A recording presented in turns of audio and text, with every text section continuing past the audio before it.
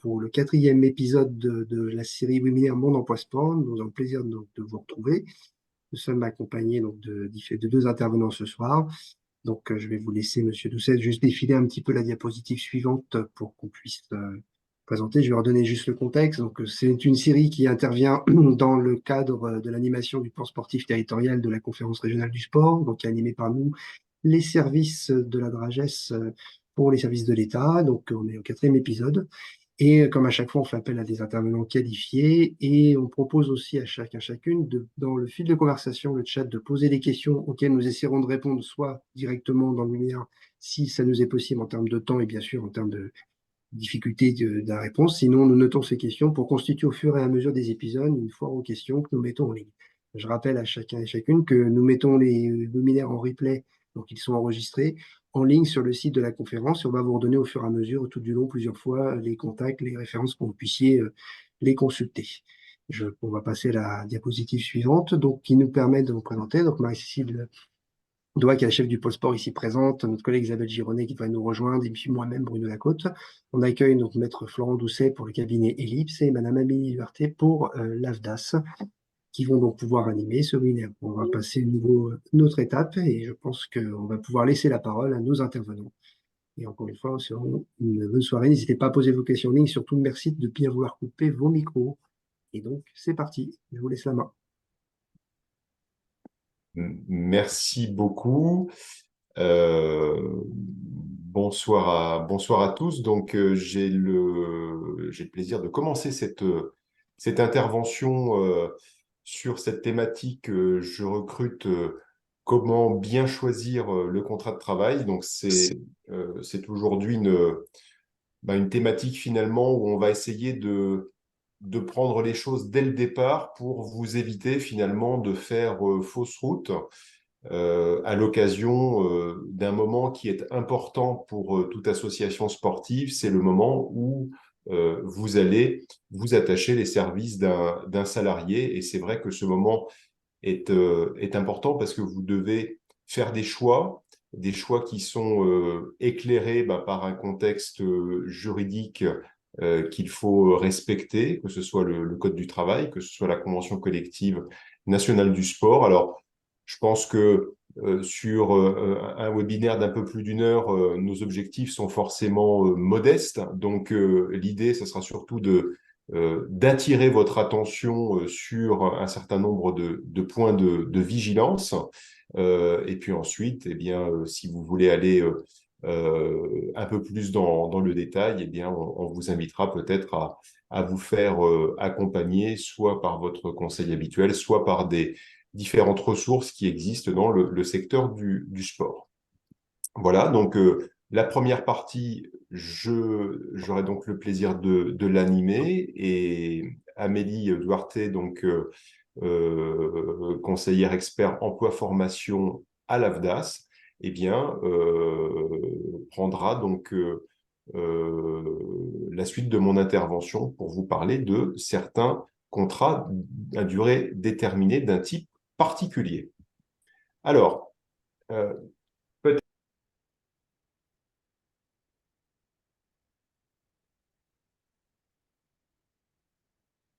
je réactive, voilà. Le sommaire de mon intervention, donc, qui durera un petit peu moins de 45 minutes, les questions préalables à se poser, hein, on va essayer justement de se poser les bonnes questions avant de procéder donc, à ce recrutement, à cette embauche. On verra ensuite les points qui nous semblent incontournables, hein. L'idée à travers ce webinaire, c'est vraiment d'aller sur ce qui nous semble incontournable, en tout cas pour vous de savoir, donc vraiment les points de vigilance, à savoir d'abord la fiche de poste et la classification, la nature du contrat de travail, CDD, CDI, le temps de travail en lui-même, c'est une problématique qui revient très régulièrement aujourd'hui, y compris dans le secteur sportif associatif. Dès lors qu'un temps de travail sera déterminé, une rémunération y sera forcément associée, hein, qui doit être eh bien, en lien avec aussi les moyens financiers dont dispose l'association.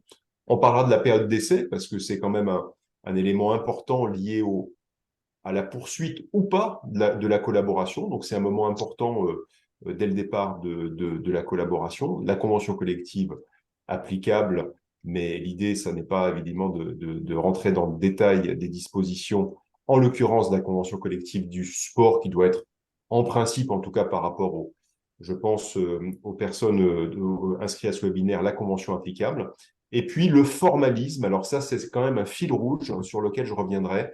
Le formalisme, sachez que dès lors qu'on touche à des matières juridiques, eh bien, le formalisme est un point important parce que c'est un élément non seulement de preuve, c'est-à-dire lorsque vous êtes amené à être en situation précontentieuse ou contentieuse avec un salarié, eh bien, formaliser les choses, c'est aussi eh bien, s'apporter des éléments de preuve pour, le cas échéant, faire face à un contentieux devant les juges, le plus souvent en matière de relations de travail, devant le Conseil de prud'homme. Et puis parce que aussi le formalisme, vous le verrez, c'est une obligation dans certains cas, notamment quand on va traiter de contrats d'un type particulier.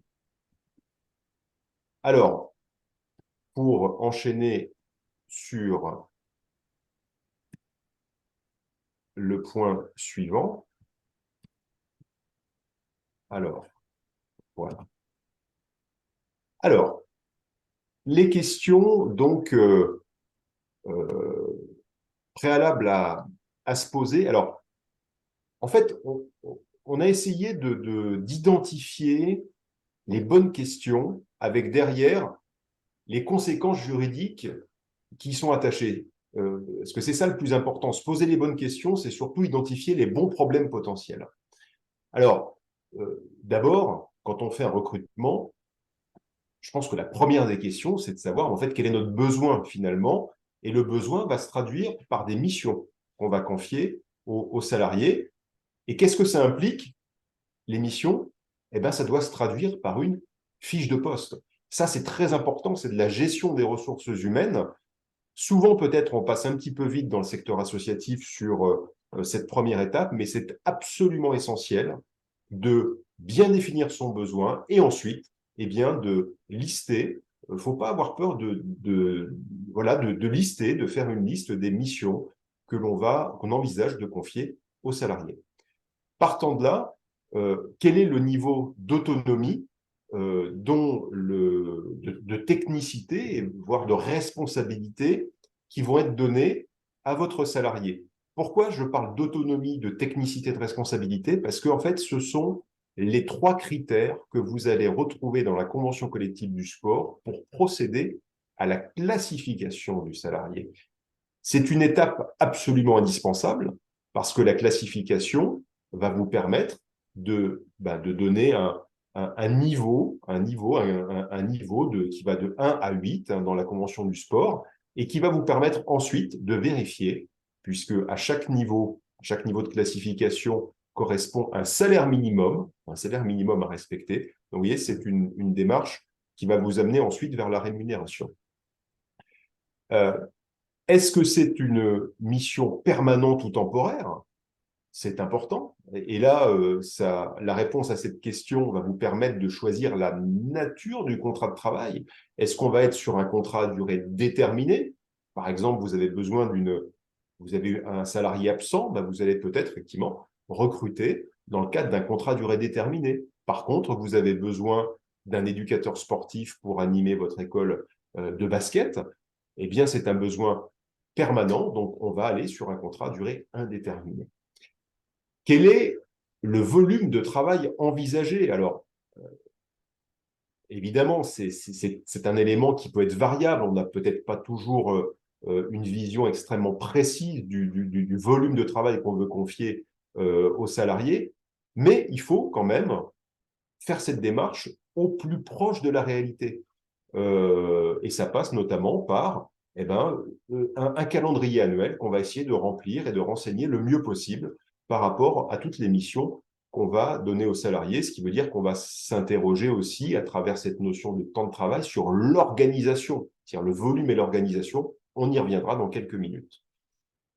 Quelle est la rémunération que je vais octroyer à mon salarié? Donc, vous avez vu que ça dépend notamment de la classification, je dis bien notamment, pas que, notamment parce que vous devez respecter un salaire minimum conventionnel, mais il n'y a rien qui vous empêche effectivement de donner un salaire plus élevé à votre salarié en fonction de son expérience, en fonction de ses compétences, voire même en fonction des diplômes qu'il détient.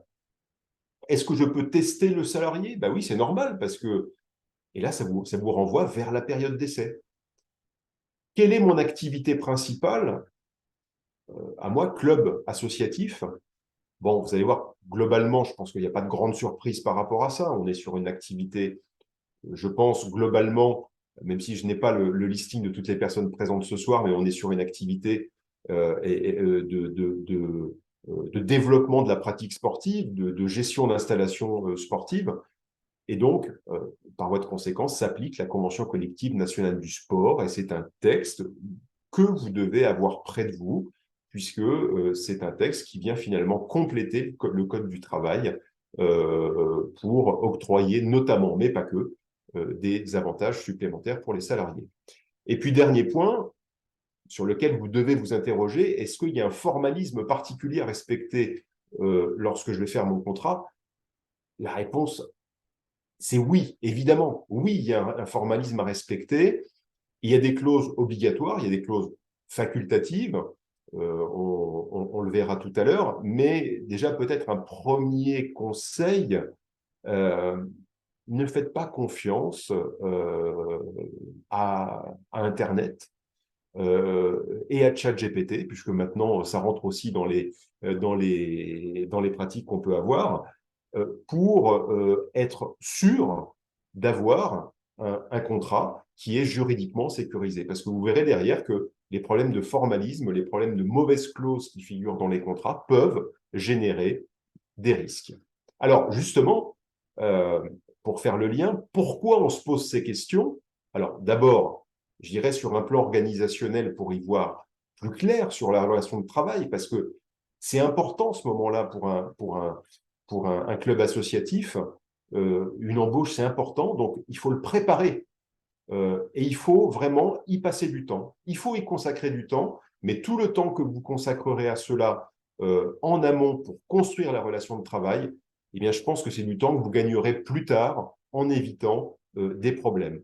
Et puis, le deuxième point, c'est ce à quoi je faisais référence juste avant, eh bien, c'est pour finalement éviter les risques. Il y a un aspect organisation, puis il y a un aspect forcément, j'essaie d'être en règle par rapport au code du travail, donc je sécurise la relation de travail pour se prémunir des risques. Alors, moi, ce que je dis toujours, on ne peut pas éviter, pour une raison X ou Y, parce que peut-être qu'un jour, un salarié voudra vous traîner au prud'homme. Ça, on ne peut pas l'éviter. Par contre, ce qu'on peut anticiper, c'est de se faire condamner. Et pour éviter de se faire condamner, eh bien, il faut justement respecter tout un formalisme, toute une réglementation. Alors, je peux vous donner quelques exemples, effectivement, à la volée. Par exemple, si vous recrutez un contrat à durée déterminée alors que le motif de ce recrutement n'est pas prévu par le Code du travail, hein, parce que le contrat à durée déterminée, on ne peut pas le faire, on ne peut pas le mobiliser pour n'importe quel motif, eh bien, vous risquez que le salarié vous demande ce qu'on appelle la requalification du contrat de travail devant le conseil de prud'homme. Autre exemple, si vous souhaitez recruter un salarié à temps partiel et que, pour une raison X ou Y, vous oubliez de formaliser le contrat de travail par écrit, ou bien qu'il manque quelques clauses obligatoires, eh bien, le salarié serait susceptible de vous demander la requalification du contrat de travail à temps partiel en un contrat de travail à temps plein. Et vous savez que le risque que vous prenez dans ce cas-là, c'est un rappel de salaire sur 3 ans, puisque c'est en la matière le délai de prescription qui existe en matière de salaire. Donc, des risques, je pourrais vous en citer de nombreux. Ces deux risques-là, déjà, la requalification du CDD en CDI, et la requalification d'un temps partiel en temps plein sont déjà des exemples très concrets par rapport à la thématique du jour. Le deuxième point, c'est sur la fiche de poste et la classification. Alors, je vous ai tout simplement reproduit la grille de classification qui existe dans le cadre de la Convention collective nationale du sport. Si on part du postulat que cette convention s'applique, et je pense que c'est le cas, la Convention du sport, en fait, vous définit différentes catégories, employés, techniciens, et si on passe à la diapo suivante, vous avez également les cadres. Et il vous appartient effectivement, une fois que vous avez défini la fiche de fonction, eh bien, de rapprocher cette fiche de fonction avec cette grille de classification, et en particulier, ce que je vous disais tout à l'heure, à savoir l'autonomie, la responsabilité et la technicité.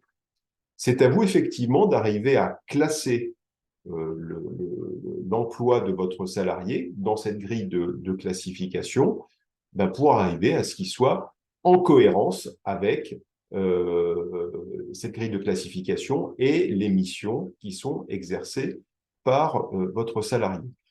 J'attire votre attention sur le fait que, par exemple, ça n'est pas parce qu'on a la qualification de directeur sportif au sein d'un club que forcément ça implique la qualification de cadre. Vous pourrez observer que même si on prend le niveau 4 technicien ou le niveau 5 technicien, eh bien, on est déjà sur des fonctions qui peuvent impliquer une certaine autonomie et qui peuvent eh bien, impliquer le management d'une équipe de salariés. Si par exemple vous avez un entraîneur principal ou un directeur sportif qui manage 2-3 CQP ou 2-3 initiateurs, éducateurs par ailleurs. Donc vous voyez, ce n'est pas déjà une idée reçue. Deuxième peut-être observation par rapport à ça, attention au surclassement. Ce que je veux dire par là, c'est que des fois, on se dit, on va raisonner avec le salaire, c'est-à-dire que globalement, je sais que je peux proposer ça aux salariés. Donc, quelque part, qu'est-ce que je vais faire? Je vais choisir le groupe qui sera le plus élevé par rapport à la rémunération que je peux proposer. C'est une mauvaise méthode. Ne rentrez pas dans cette logique parce que vous allez être sur un système de ce qu'on appelle la surclassification qui n'est pas en conformité avec la réalité de la situation. Ce qui importe quand vous allez faire cette étape de donner une classification à votre salarié, c'est vraiment de fonctionner au regard de la réalité de ses missions. Voilà, donc ça c'est très important et faites bien attention.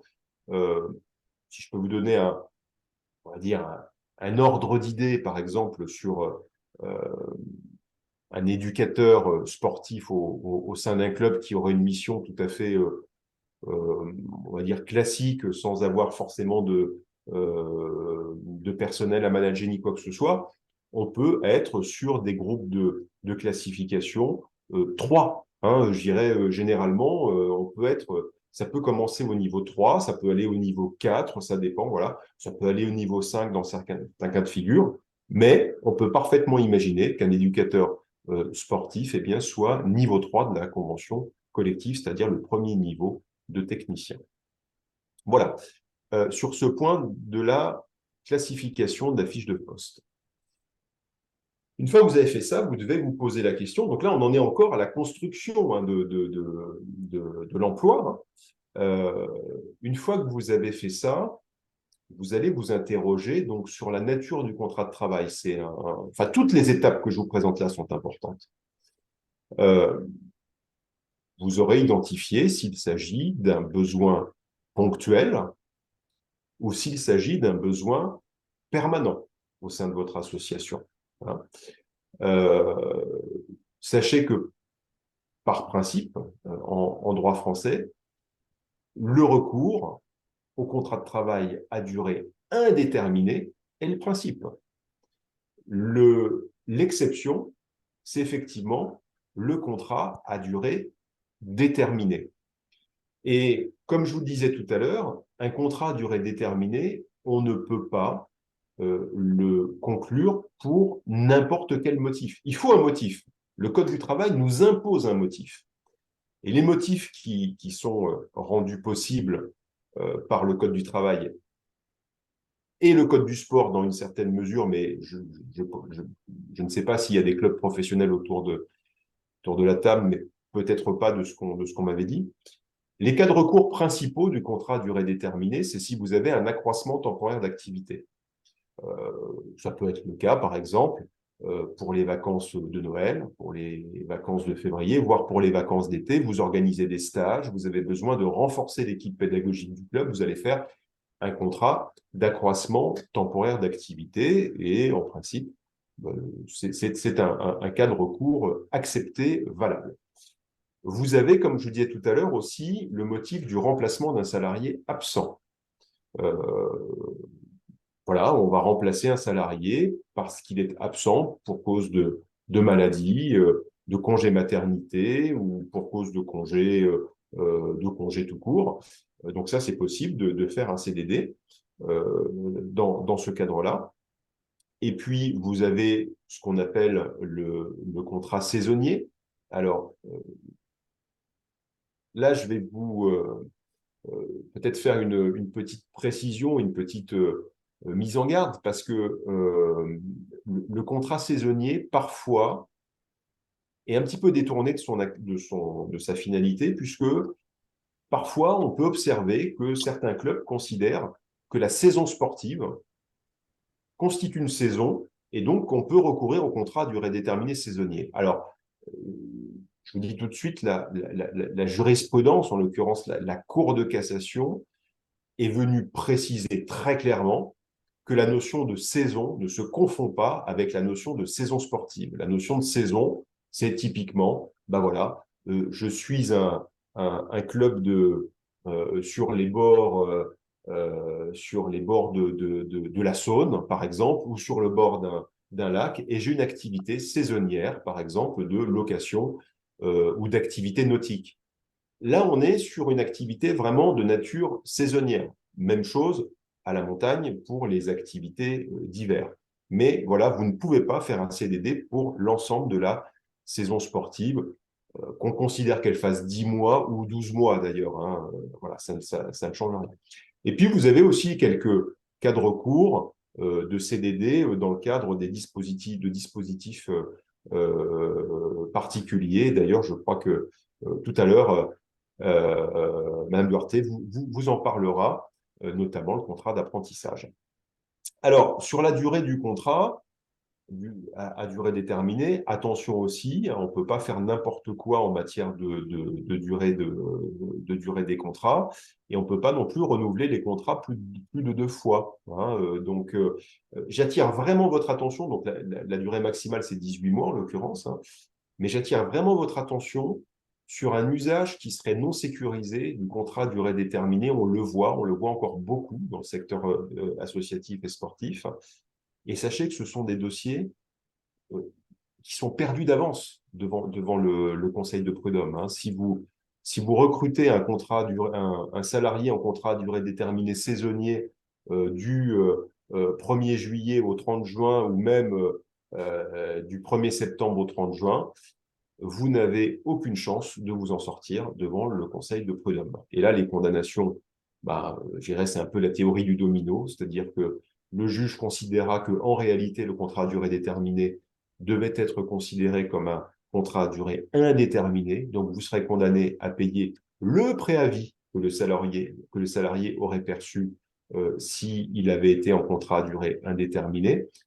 L'indemnité de licenciement, mais bon, elle sera très faible, vu qu'il y a généralement une faible ancienneté, alors sauf si c'est des contrats à durée déterminée qui ont été successifs, une indemnité de requalification, et puis des dommages et intérêts. Donc, vous voyez, l'un dans l'autre, vous pouvez rapidement arriver à une ardoise qui va vous coûter entre 3, 4, 5, peut-être même plus, 6, 7 mois de salaire. Tout ça parce que finalement, on a utilisé le mauvais contrat. Hein. Donc voilà, c'était un exemple des risques encourus. Vous avez, en revanche, un contrat qui peut, alors qui a été mis en place par la Convention collective nationale du sport et qui peut largement répondre, en tout cas, à votre besoin en matière de recrutement d'éducateurs sportifs. C'est le contrat de travail à durée indéterminée, intermittent, ce qu'on appelle communément le CD2I. Vous le connaissez peut-être sans doute, ou au moins vous en avez entendu parler. Ben, c'est un contrat. Alors, ce n'est pas un contrat à temps partiel. Attention, hein, ce n'est pas un contrat à temps partiel. C'est un contrat à temps incomplet. Ce n'est pas la même chose parce qu'on n'est pas sur la même réglementation qui s'applique. Et c'est un contrat qui vous permet de faire succéder des périodes travaillées et des périodes entièrement travaillées, finalement pour se calquer un petit peu sur le rythme scolaire, qui est quand même le rythme qui est le plus souvent retenu au sein des associations sportives dans le cadre du fonctionnement des écoles de sport. Donc, ce contrat à durée indéterminée intermittent, il répond très souvent, en tout cas, aux besoins d'un club, dès lors que on ne veut pas proposer à l'enseignant un contrat de travail à temps plein. J'insiste là-dessus, hein, c'est que le contrat intermittent ne peut pas pourvoir un temps plein, sinon il vous faudra passer sur un contrat à durée indéterminée, entre guillemets, j'aime pas bien ce mot, mais entre guillemets classique, mais avec une organisation du temps de travail qui pourrait être soit sur la semaine, soit sur le mois, soit sur l'année, dans le cadre de ce qu'on appelle communément la modulation du temps de travail, mais on y reviendra juste après.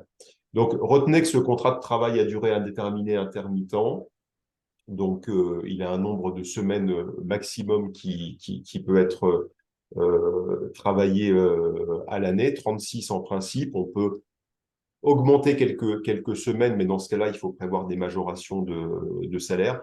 Et puis, il y a des mentions obligatoires à prévoir, mais on y reviendra tout à l'heure. On va maintenant évoquer le point suivant, à savoir le temps de travail. Et dans le temps de travail, il faut bien différencier deux choses. Quand on parle de temps de travail, on parle d'abord de, finalement, qu'est-ce qui constitue du temps de travail effectif? Parce que parfois, ce n'est pas forcément toujours très clair. Donc, il faut bien arriver à identifier, finalement, toutes les situations de travail pour arriver à quantifier ce temps de travail, pour pouvoir derrière y associer une rémunération. Et puis, une fois qu'on a quantifié ce temps de travail, il faut qu'on s'intéresse à son organisation sur la semaine, sur le mois, sur une autre période ou sur l'année.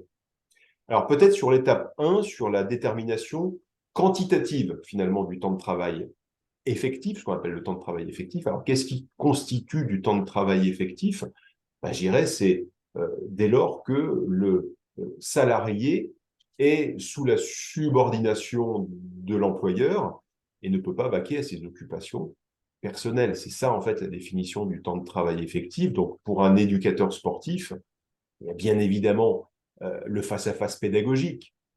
C'est évident, hein, c'est un enseignant, avant tout, c'est le face-à-face pédagogique. Mais pas que. Il y a aussi le temps de préparation. Ça, on le néglige souvent, et moi, je sais que je milite vraiment fortement pour le fait de quantifier ces temps de préparation, parce qu'un enseignant, comme tout enseignant, il doit avoir un minimum de temps pour préparer ses séquences. En tout cas, si on veut être exigeant avec lui, si on veut qu'il y ait des programmations qui soient faites, eh bien, il faut aussi qu'il ait un minimum de temps pour préparer ces différentes séquences. Donc, il y a le face-à-face pédagogique, il y a le temps de préparation, et puis il y a aussi le temps avant et après les séances. Parce que si vous demandez à un enseignant eh bien, de commencer à démarrer son intervention à 18 heures, en toute logique, il ne va pas arriver à 18h00 dans votre association. Il faut qu'il vienne quand même un quart d'heure, 20 minutes, peut-être plus avant, pour préparer la séance. Et ça, c'est du temps de travail effectif. On peut pas ne pas le, on peut pas ne pas le quantifier. Après ça, il y a aussi d'autres temps qui peuvent exister, comme l'accompagnement de jeunes ou de moins jeunes d'ailleurs, hein, en compétition. Donc, vous voyez, et tout un ensemble de temps qu'il faut arriver à les échanges avec les parents aussi. Alors, vous allez me dire, Et comment, en fait, ça se quantifie? Ben, il faut arriver peut-être à le forfaitiser ou au moins à le valoriser un petit peu. Je pense que c'est très important, même pour la reconnaissance du métier d'enseignant, que de quantifier tous ces temps de travail. Alors, qu'est-ce qui ne constitue pas du temps de travail effectif, à contrario? Par exemple, le temps de déplacement. Le temps de déplacement du domicile au lieu de travail ne constitue pas du temps de travail effectif. En revanche, si votre salarié se déplace, par exemple, pour une mission, durant sa journée de travail, ça constitue du temps de travail effectif. Alors, je ne peux pas rentrer trop dans le détail, parce qu'il y a quelques subtilités aussi. Il y a aussi la question de l'encadrement les week-ends qui pose pas mal de difficultés. Alors, il y a un dispositif de ce qu'on appelle des heures d'équivalence, c'est-à-dire de ne pas prendre en compte toute la durée du travail, mais seulement une partie. Mais bon, j'ai pris le parti évidemment de sélectionner un petit peu tous les thèmes. Partant de là, vous allez déjà pouvoir vous dire, est-ce que j'ai quantifié finalement le temps de travail? Est-ce que ça constitue un temps plein ou est-ce que ça constitue un temps partiel? Donc, le temps plein, annuellement, en tout cas au sein de la convention collective du sport, c'est 1582 heures. Si on est sur une organisation du temps de travail sur l'année. Sinon, vous le savez, le temps plein, c'est 35 heures par semaine, si on est sur 35 heures par semaine toutes les semaines de l'année. Si on est en dessous de ces volumes, on est sur du temps partiel, et le temps partiel va vous impliquer de respecter des règles particulières. Ça, on le verra. Je ne rentrerai pas trop dans le détail des règles à respecter dans le temps partiel, mais il y a un certain nombre de règles de formalisme à respecter. Donc, étape 1, vous avez quantifié votre temps de travail, par exemple, 1000 heures par an. L'étape 2, c'est que vous allez ensuite devoir choisir une organisation adaptée et par rapport aux souhaits d'organisation au sein de l'association. Et c'est pour ça que soit vous allez organiser le temps de travail sur la semaine, parce que vous considérez que vous avez une activité qui va être la même sur toutes les semaines de l'année, pendant les 47 semaines d'activité, moins les 5 semaines de congés payés, ce qui fait 52 semaines au final. Donc, vous allez partir sur un 35 heures semaine ou un temps partiel, par exemple, de 24 heures semaine.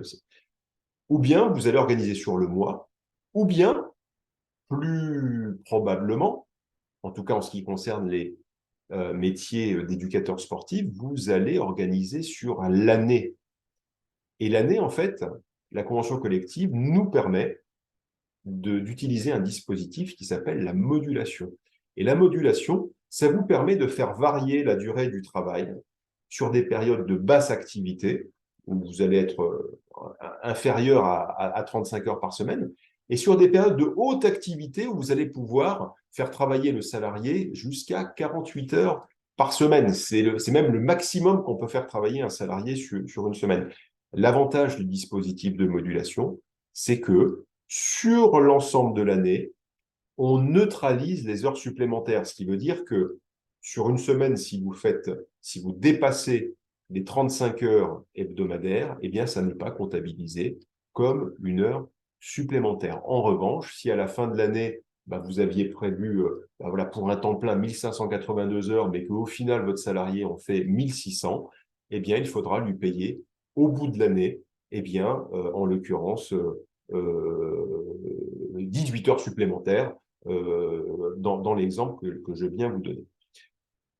Il est possible de prévoir, en tout cas pour des salariés à temps plein, dont l'organisation est prévue sur l'année, des périodes totalement non travaillées, des périodes à zéro. Donc vous allez me dire, ouais, on se rapproche un peu du travail intermittent. Oui, c'est vrai. Oui, on se travaille, en tout cas pour un temps plein, on se rapproche un peu du travail intermittent. Il vous faudra, dans l'organisation que vous allez mettre en place, bien respecter les durées maximales et les temps de repos. Ça, c'est important parce qu'on sait que souvent, dans les clubs, la grosse journée, c'est le mercredi et puis c'est le week-end.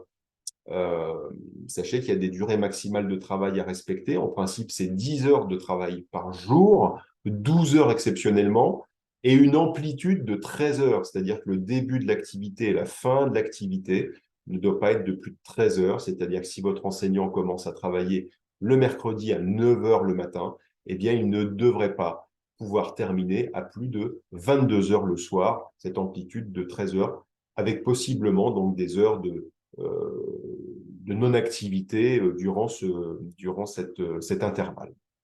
Alors, les temps de repos également, vous savez qu'il y a un temps de repos quotidien, 11 heures par semaine, entre 2 journées de travail. Hebdomadaire également, vous savez que le principe, c'est un jour de repos hebdomadaire légalement, hein, donc ça, il faut arriver à le respecter. Alors, qui est en principe le dimanche, mais qui peut être un autre jour si on le prévoit notamment dans une clause du contrat de travail. Donc, vous voyez, toutes ces choses-là, il faut bien les cadrer dès le départ. Quel dispositif retenir? J'irai, ça, c'est ce que vous verrez en dernier lieu. D'abord, ce qu'il faut que vous définissiez, c'est votre organisation, ce qui vous convient. Et puis derrière, effectivement, il faut voir si vous allez sur de la modulation annuelle, sur de l'organisation semaine, sur de l'organisation au mois. Peut-être que c'est pas très lisible pour vous après, mais c'est peut-être là, à ce moment-là, qu'il faut vous faire accompagner pour faire les bons choix. Je regarde mon timing, mais on est tout à fait bon. Euh, Ensuite, il y a la question de la rémunération. Ben oui, parce que vous allez avoir déterminé votre temps de travail sur le plan quantitatif.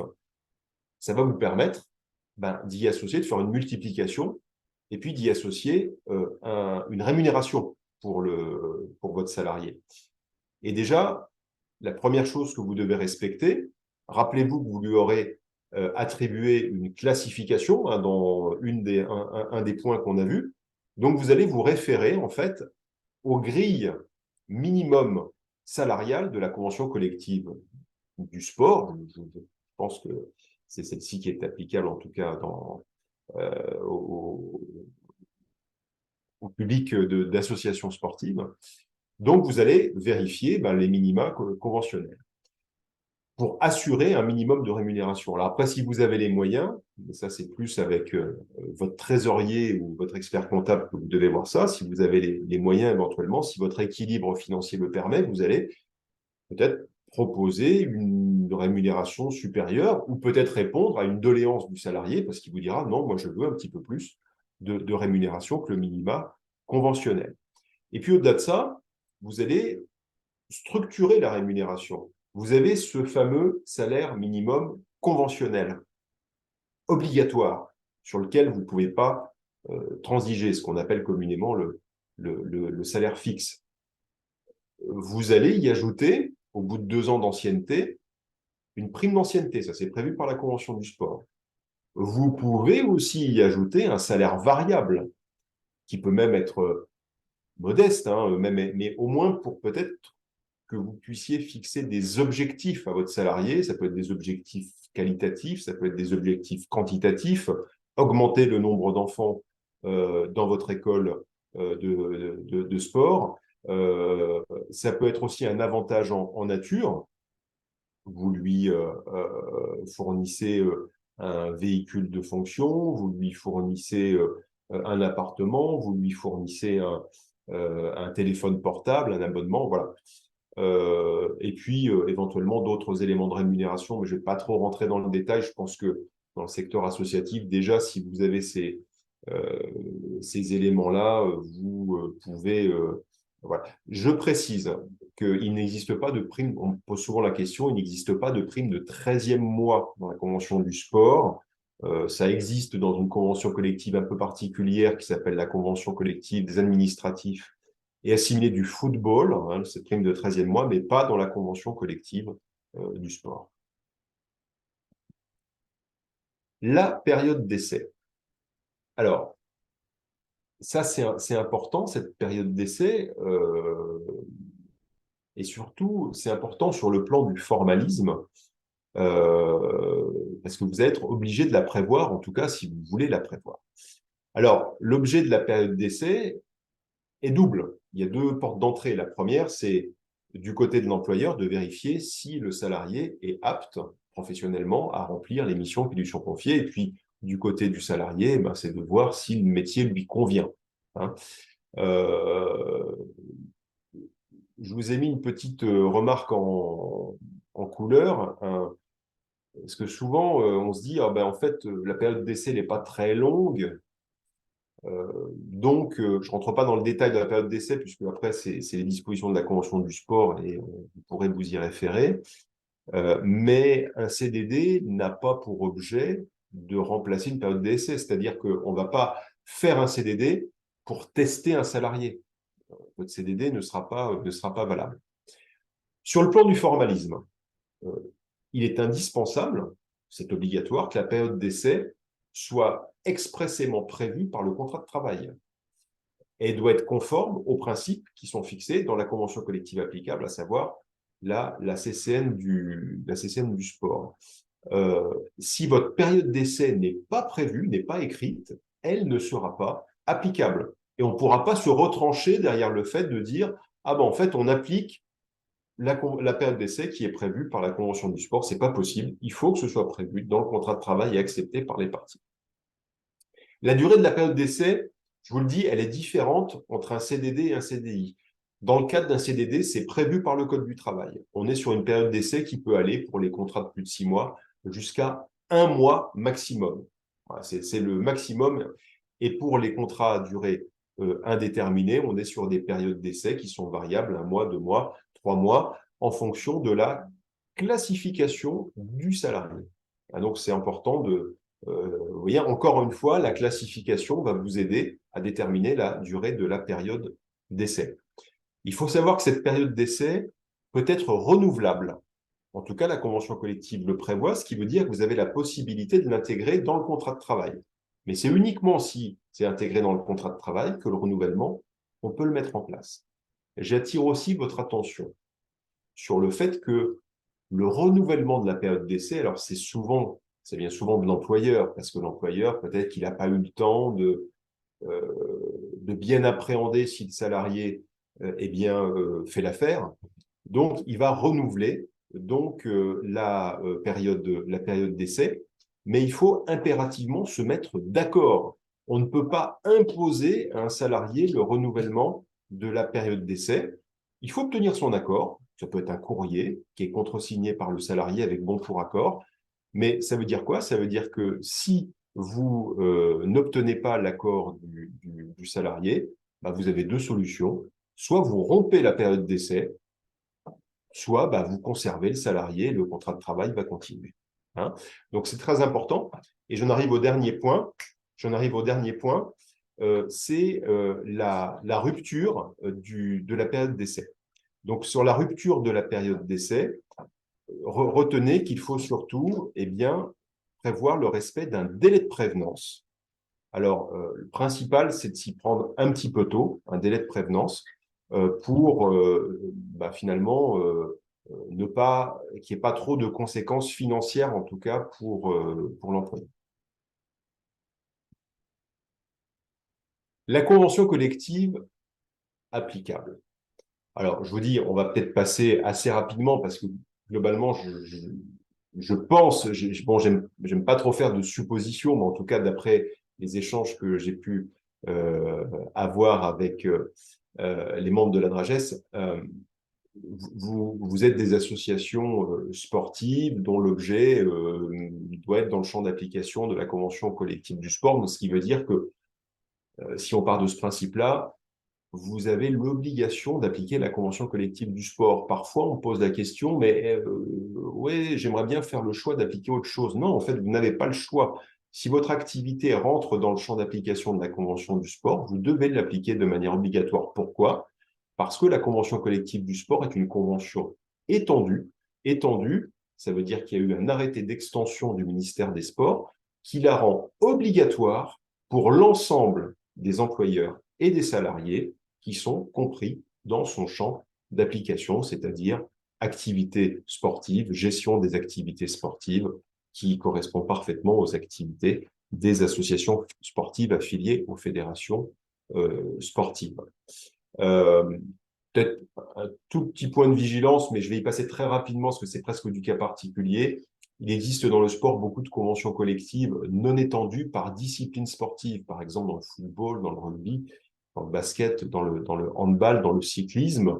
Donc, simplement posez-vous la question si vous faites partie de ces activités et si vous avez un club qui a une équipe fanion, femmes ou hommes, à un certain niveau de compétition, il est possible que vous soyez concerné par une convention collective de discipline.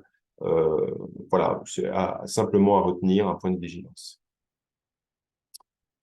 Sur le formalisme, et nous allons tranquillement arriver à la fin de l'intervention, très important, très important, parce que je vois malheureusement trop d'associations le vendredi matin devant le conseil de prud'homme. Pourquoi le vendredi? Parce que c'est la journée de ce qu'on appelle les activités diverses, donc les associations sont concernées par les audiences le vendredi matin devant le conseil de prud'homme de Lyon, en tout cas, si on parle uniquement de Lyon, parce qu'ils se font avoir par le formalisme, parce qu'on n'a pas respecté un formalisme particulier, parce que, eh bien, on a été chercher un contrat de travail, oui, par exemple sur Internet, ou parce que c'est quelqu'un qui nous l'a conseillé, mais pas forcément un professionnel.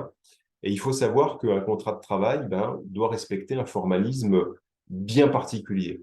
Tout d'abord, tout type de contrat, en particulier, enfin, dont les contrats à durée indéterminée, doivent respecter un certain nombre de mentions obligatoires qui sont prévues par la Convention collective nationale du sport et qui viennent maintenant en plus d'être renforcées par un décret. Ça faisait longtemps qu'en fait, il n'existait pas une règle d'origine réglementaire étatique. Il y a un décret en fait du 30 octobre 2023, donc tout récent, qui vient justement renforcer les mentions obligatoires dans les contrats de travail. Pourquoi? C'est pour mieux informer le salarié. Hein. Les mentions obligatoires, c'est surtout ça, c'est l'information vis-à-vis du salarié. Alors, point de vigilance sur 3 types de contrats. Le contrat à durée déterminée. Il existe des mentions obligatoires propres au contrat à durée déterminée. Pareil, je ne vais pas rentrer dans le détail, mais juste un exemple, le motif. Si votre motif, accroissement temporaire d'activité, remplacement d'un salarié absent, contrat saisonnier, ne figure pas dans votre contrat à durée déterminée, automatiquement, il sera requalifié en contrat à durée indéterminée. Donc, retenez CDD, formalisme renforcé. Pareil pour le CD2I, le contrat intermittent. Vous avez des mentions obligatoires spécifiques au contrat à durée indéterminée intermittent, pareil, qui viennent finalement donner des garanties supplémentaires pour le salarié, et notamment une mention très obligatoire, c'est de faire référence aux périodes travaillées et non travaillées et à la répartition du temps de travail durant ces périodes. Donc ça, c'est des points, vous voyez, qui sont spécifiques. Et pareil, si vous n'avez pas au moins une annexe dans votre contrat qui dit, voilà, vous allez travailler telle semaine et durant cette telle semaine, la répartition globale du temps de travail, ça sera ça, votre contrat à durée indéterminée intermittent pourra être requalifié en temps plein. Donc, ça peut avoir des conséquences. Et ce que je vous dis n'est pas théorique du tout. Il y a un certain nombre de décisions qui ont condamné des associations et des sportives, ou même des sociétés sportives, sur ce principe-là, défaut de mention obligatoire d'un contrat intermittent. Pareil pour le temps partiel. Oui, le temps partiel, contrairement au temps plein, finalement, c'est un contrat, c'est une organisation, enfin, c'est un volume de travail qui est particulier pour le salarié. Donc, dans le but aussi de protéger le salarié à temps partiel, il y a un certain nombre de mentions obligatoires qui doivent être mentionnées dans le contrat de travail, comme par exemple la répartition du temps de travail sur les semaines, sur les jours de la semaine ou sur les semaines du mois. Ça, c'est pourquoi en fait on lui demande ça? C'est pour que le salarié ait connaissance finalement du temps de travail. Donc ça, c'est très important. Le risque, je vous l'ai dit tout à l'heure, c'est la requalification du temps partiel en temps plein, avec donc un risque non négligeable pour l'association. Et puis, j'attire aussi votre attention sur le fait que si vous optez pour certaines organisations liées au temps de travail, eh bien, il y a des conventions de forfait. Par exemple, une convention de forfait en jour ou en heure, il y a des mentions obligatoires à faire figurer dans les contrats de travail. Voilà. Eh ben, j'en ai donc terminé, en tout Merci, cas, Maître en ce Doucet. qui me Effectivement, on peut concerne, enchaîner. sur cette première partie. C'était bien dense et très instructif, intéressant. Il y a pas mal de questions, donc comme d'habitude, on les note, bien sûr, on essaiera d'y répondre parce que voilà, c'est pas évident de répondre à toutes les questions. De toute façon, elles sont notées et avec votre autorisation, bien sûr, aux intervenants, nous vous les transmettrons pour pouvoir y répondre et les mettre en pièce jointe. Euh, voilà, je vais laisser tout de suite enchaîner Mme Dorté afin qu'on soit dans le maximum du temps et bien sûr, ceux qui vont rester, on essaiera de répondre aux questions à mesure du temps qui restera. Mais on ne pourra malheureusement pas répondre à tous. Je vous laisse la parole. Merci à vous. Merci Bruno. Donc bonsoir à toutes et tous. Je poursuis avec la présentation de deux types de contrats de travail dits particuliers, comme les a nommés Monsieur Doucet, que sont les contrats d'alternance avec le contrat de professionnalisation et le contrat d'apprentissage. Donc dans les deux cas, ces deux contrats, la mise en place de ces deux contrats de travail va alterner une période donc de une période de formation théorique en centre de formation avec une période de mise en application au sein du club. L'objectif pour l'alternant, sera l'obtention d'un diplôme, d'une qualification. Comment choisir entre le contrat de professionnalisation ou le contrat d'apprentissage? Un élément qui peut commencer à vous guider dans le choix du contrat peut être justement l'objectif visé par le contrat d'alternance. Dans le cas du contrat de professionnalisation, il s'agira de favoriser l'intégration ou l'emploi durable des jeunes et des demandeurs d'emploi avec un contrat conciliant formation et travail selon un rythme alterné afin d'acquérir une qualification professionnelle qui peut prendre la forme d'un diplôme d'État, d'un titre enregistré au Registre national des certifications professionnelles, d'un certificat de qualification professionnelle ou encore d'une qualification reconnue dans la Convention collective nationale.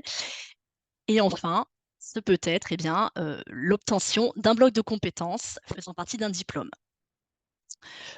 Le contrat de professionnalisation va s'adresser la plupart du temps à un public qui a quitté le cursus scolaire depuis déjà quelque temps pour travailler ou des personnes qui se retrouveraient en période de chômage et qui souhaiteraient reprendre des études.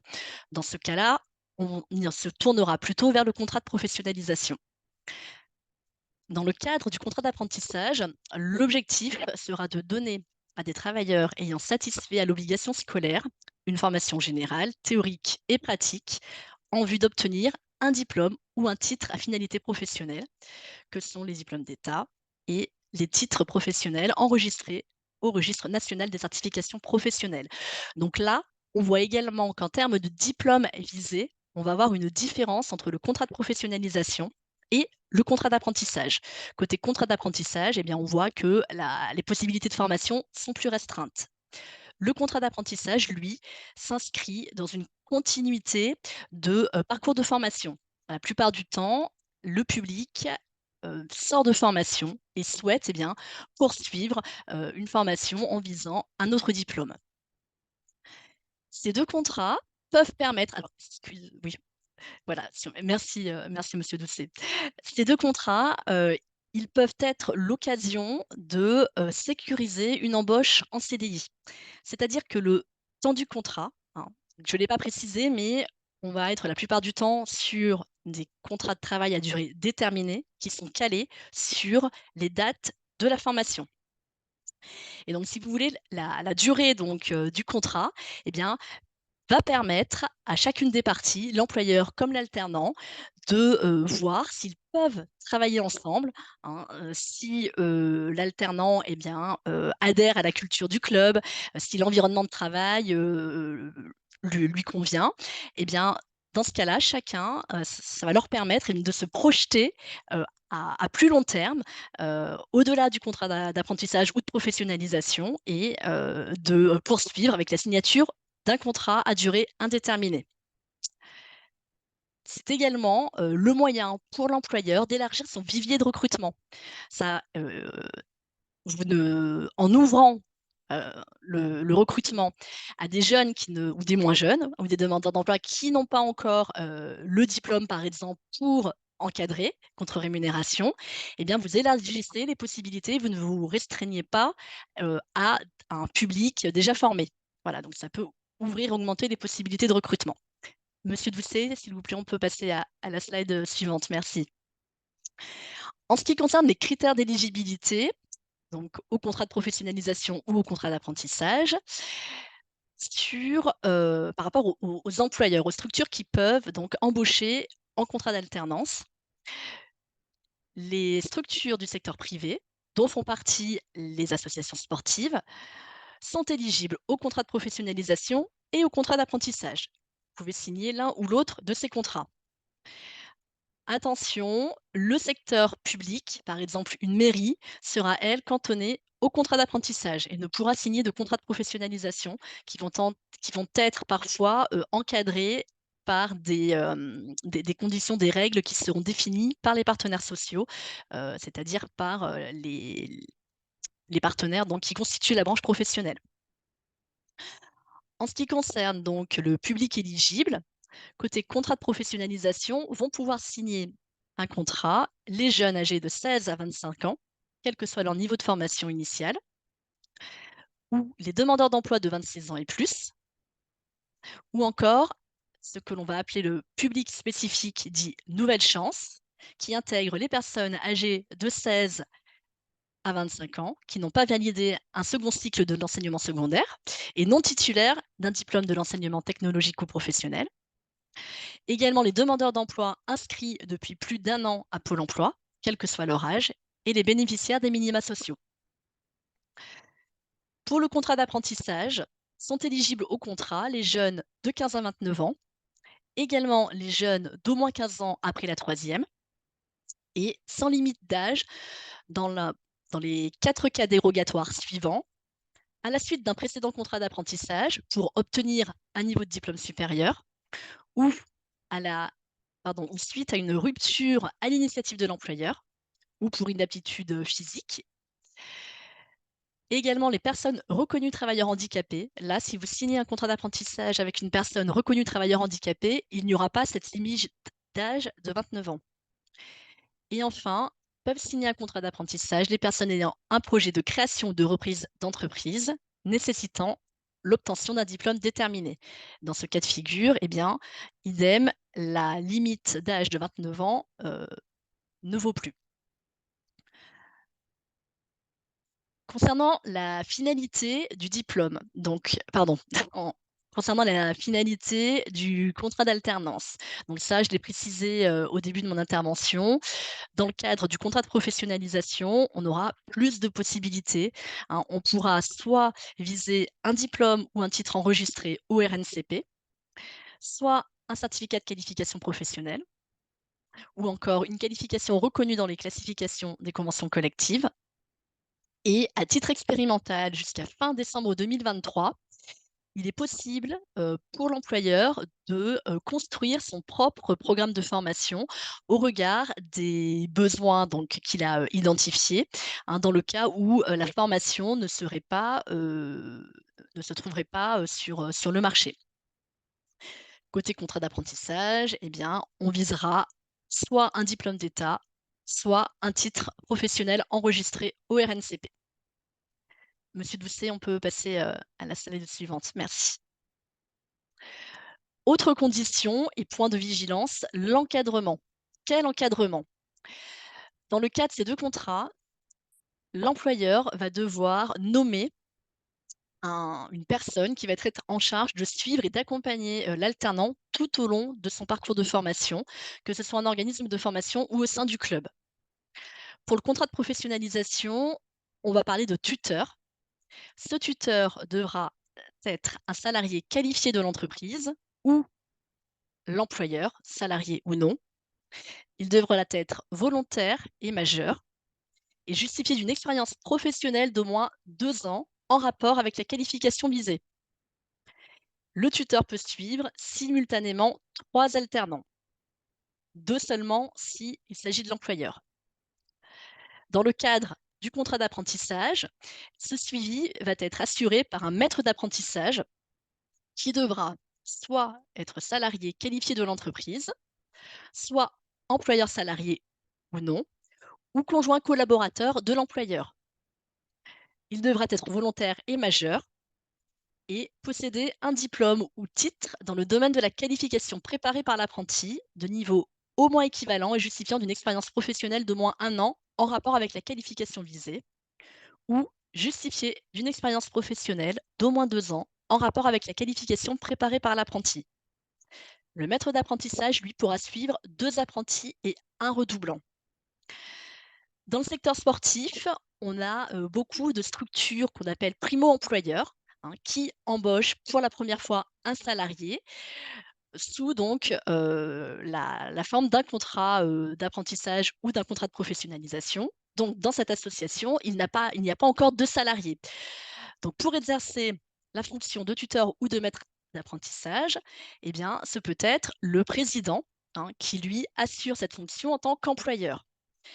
Alors attention, heu, tous les présidents n'ont pas les compétences ou l'expérience professionnelle requise, hein, pour pouvoir, eh bien, répondre aux conditions que je viens de vous énumérer. Donc dans ce cas-là, ce qui se pratique, eh bien, c'est d'indiquer sur le CERFA, qui est le document, officiel, qui officialise le contrat d'apprentissage ou le contrat de professionnalisation, d'indiquer sur ce document, en tuteur ou maître d'apprentissage, le président, hein, on va dire que c'est un, tuteur, administratif et par contre, le président, accompagné de l'organisme de formation, devra constituer une équipe tutorale, hein, dans laquelle, eh bien, on pourra trouver des personnes, qui, ont les compétences techniques pour, eh bien, suivre la formation, de cet alternant et l'accompagner, également au sein du club, hein. Voilà, donc ça, c'est quelque chose qui peut être fait, hein. On nomme en tuteur ou en maître d'apprentissage le président et autour du président, on constitue une équipe, tutorale, voilà, qui permettra, d'accompagner l'alternant vers la réussite de son diplôme. Quel financement de la formation? Par l'AFDAS. Donc l'AFDAS est l'opérateur de compétences de la branche professionnelle du sport et est chargé du financement du coût pédagogique de la formation. Dans le cas du contrat de professionnalisation, nous allons impliquer un barème horaire qui a été validé par le conseil d'administration, qui varie entre 9,15 € et 15 € par heure selon la formation, le niveau et le public. On peut également accompagner les structures sur la prise en charge de frais annexes. Ça, c'est possible au regard du barème qui est voté en début d'année par notre conseil d'administration.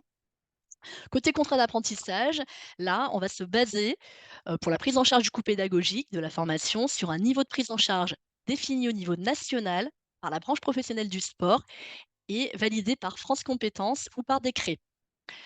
Nous pouvons également financer un premier équipement pédagogique dans la limite de 500 €, hem, voilà, qui lui sera remboursé au CFA.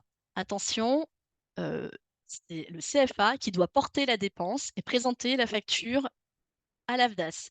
Nous ne pourrons rembourser, une association sportive qui aurait, je ne sais pas, par exemple, acheté, X ballons, ou, des plots, un jogging, enfin voilà. Tout ça, on peut considérer que ça peut être un premier équipement dans le cadre d'une formation qui prépare, à un diplôme d'État comme le BPGEPS, Activités pour tous. Voilà, où là, pour pouvoir, suivre sa formation, eh bien, l'apprenti devra avoir un minimum de matériel.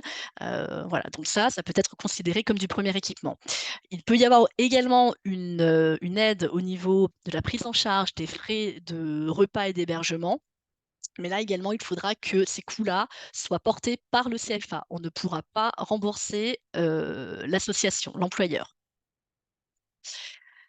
Également, autre chose, l'AFDAS donc est en charge du financement du coût pédagogique de la formation, mais nous sommes également l'organisme en charge du dépôt de vos contrats de professionnalisation ou d'apprentissage auprès de la structure, pardon, je perds le terme, ah, auprès des services de l'État. Voilà, hein. Donc, ce qui veut dire concrètement que si vous souhaitez mettre en place un contrat d'apprentissage ou de professionnalisation, dans ce cas-là, il faudra obligatoirement déposer ce contrat auprès de l'AFDAS pour qu'il puisse ensuite le transmettre au service de l'État.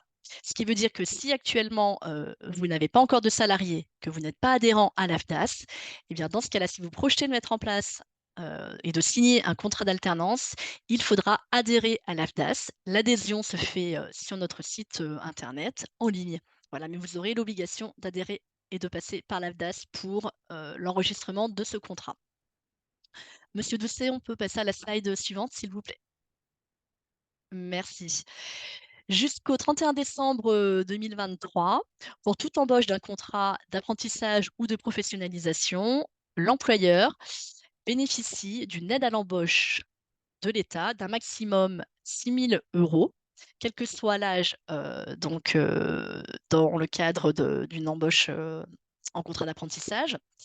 Et pour les contrats de professionnalisation, attention, l'aide de 6 000 euros est versée à condition que le bénéficiaire ait maximum 29 ans. Si vous embauchez un demandeur d'emploi âgé de 32 ans, dans ce cas-là, vous ne pouvez pas toucher l'aide à l'embauche d'un alternant.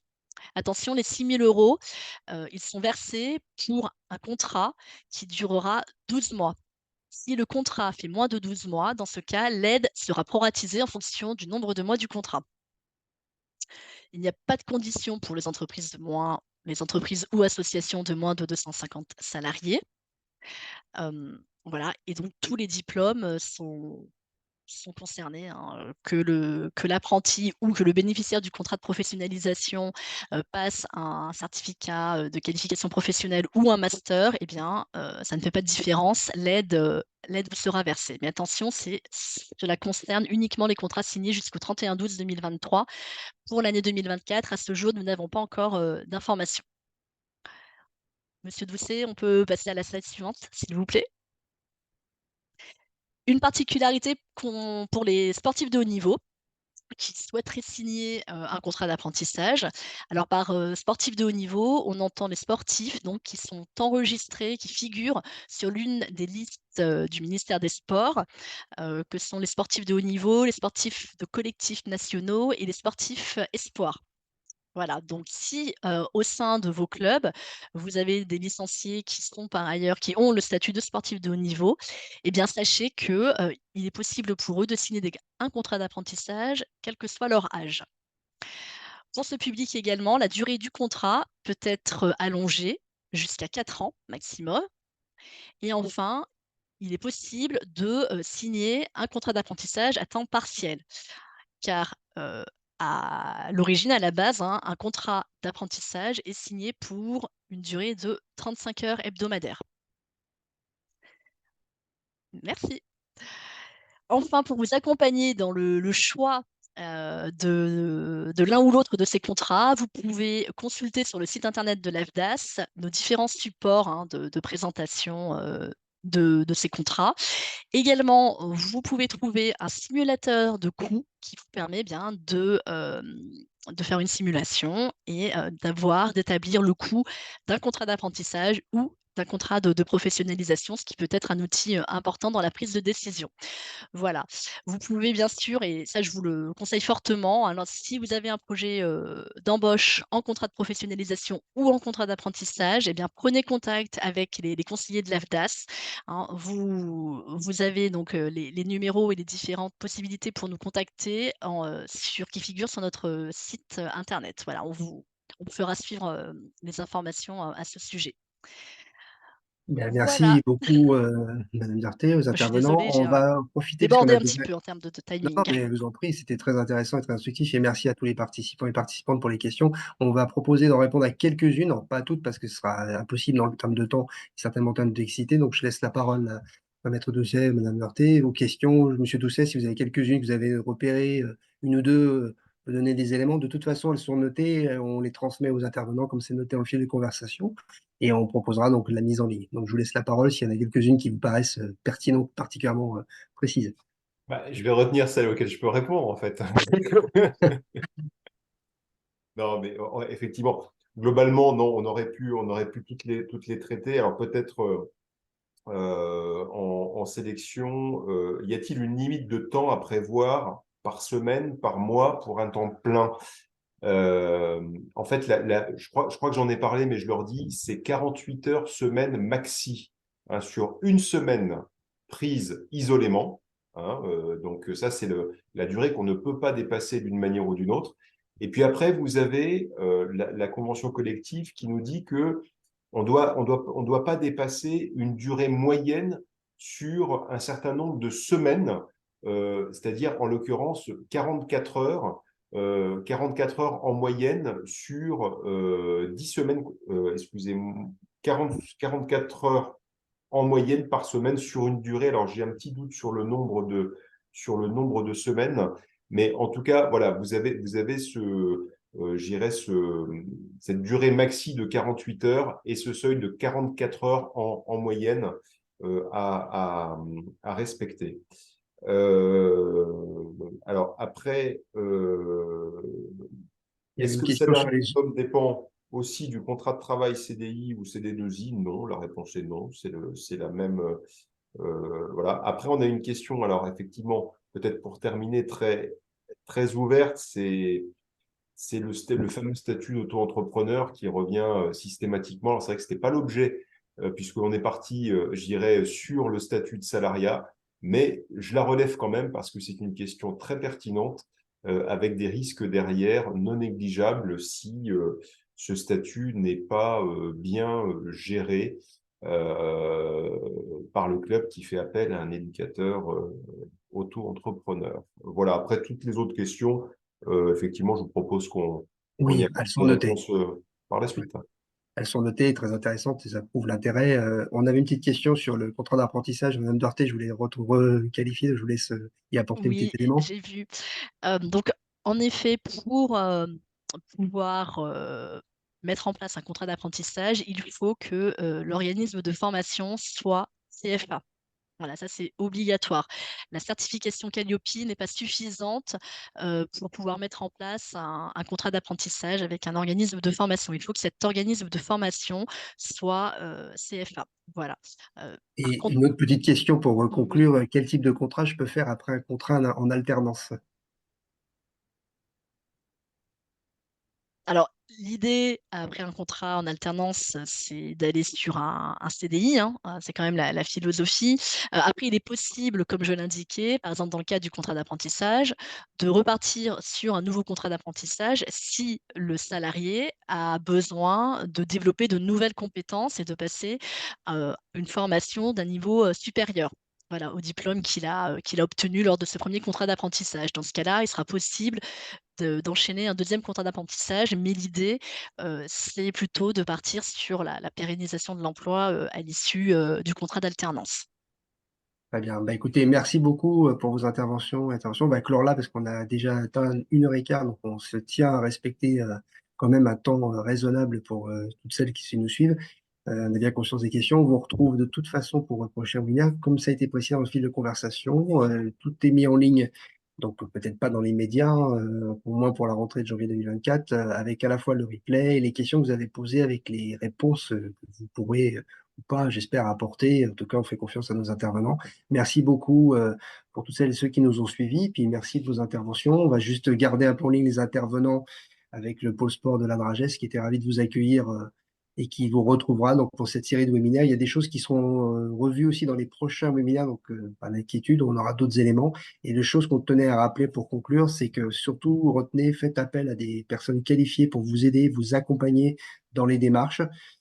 C'est pas le rôle des intervenants de faire leur propre promotion, mais c'est notre rôle à nous de vous conseiller d'être prudent, d'être structuré pour que tout se passe pour le mieux dans votre recrutement et dans votre vie quotidienne. Et merci encore d'avoir suivi ce webinaire et puis au plaisir de vous retrouver. Et on souhaite à toutes et tous de très bonnes fêtes de fin d'année. Et on laisse chacun quitter la salle et plaisir de vous retrouver. Merci beaucoup et bonne fête. Merci.